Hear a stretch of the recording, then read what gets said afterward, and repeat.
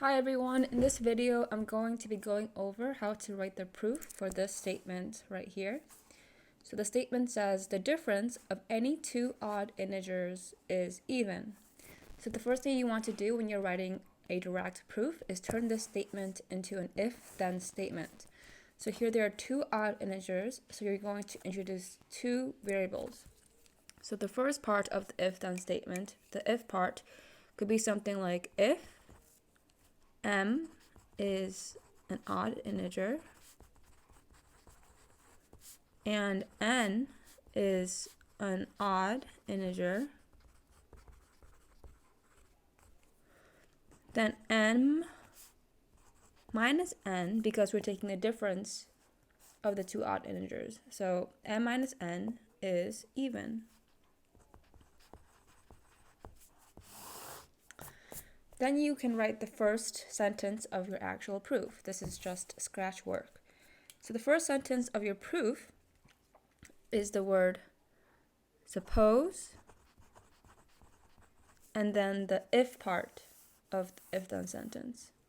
So suppose m is an odd integer and n is an odd integer. You don't have to use the word suppose. There's a couple other words you're able to use. I always use suppose though because it always works. After you're done writing the first sentence, the next thing you want to do is you want to address all of the definitions. So here the word odd needs to be defined. You don't have to define integer, but you do need to define odd. So here I have the textbook definition. It says an integer n is odd if and only if n equals twice some integer plus 1.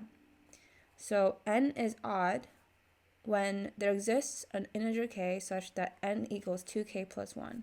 So any number is odd when it could be represented as 2 times some integer plus 1.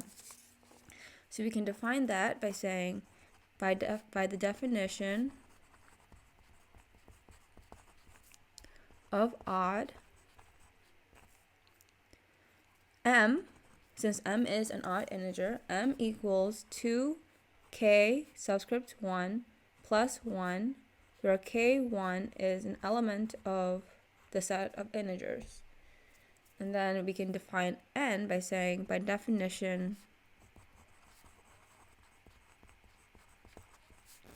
of odd, n equals 2k2 plus 1, where k2 is an element of the integers. So keep in mind here that I put a subscript 1 and a subscript 2. I did this because k1 and k2 are not the same variables. If I put 2k plus 1 and 2k plus 1 for these two expressions, then that's implying that this variable is the same thing as this variable. But m and n have different values, and they are not dependent on each other in any way. So k1 and k2 are different variables, and I have to show that. So it's very important that you distinguish these two variables from each other.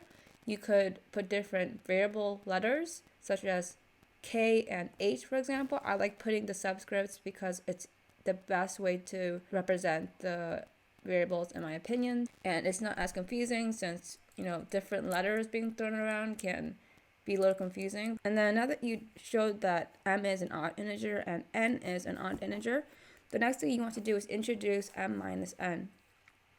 So you could say then m minus n equals, and then m equals 2k1 plus 1 minus 2k2 plus 1. And that equals 2k1 plus 1, and then we can distribute the negative sign, so minus 2k2 minus 1. And that equals 2k1 minus 2k2 plus 1 minus 1. 1 minus 1 is 0, so then 2k1 minus 2k2 is equal to this. And then we could factor out a 2 to get k1 minus k2, where k1 and k2 are elements of the set of integers, because integers are closed under subtraction. Meaning, if you subtract integers together, the difference is an integer. So k1 and k2 are integers, so k1 minus k2 is an integer. Keep in mind though that initially we were trying to prove that n minus n is even. So you would probably want to look at the definition of even to see how m minus n would look and see if it's somehow in the form of 2 times some integer, because it says here n is even, or any number is even when there exists an integer k such that n equals 2 times some integer. So here we have that. We have 2 times some integer. So you could say, which is the definition of even. In my previous videos, you may have seen me introducing another variable such as r, and I say something like r equals k1 minus k2. This means m minus n equals 2r, which is the definition of even. You don't have to do that. You could just directly say m minus n equals 2 times some integer, because integers are closed under subtraction, which is the definition of even. And then you can stop it right there. And then the last sentence of your proof is the word thus, and then the then part of the if-then statement. So you could say thus m minus n is even. I would recommend looking at the definition of even before you even start your proof.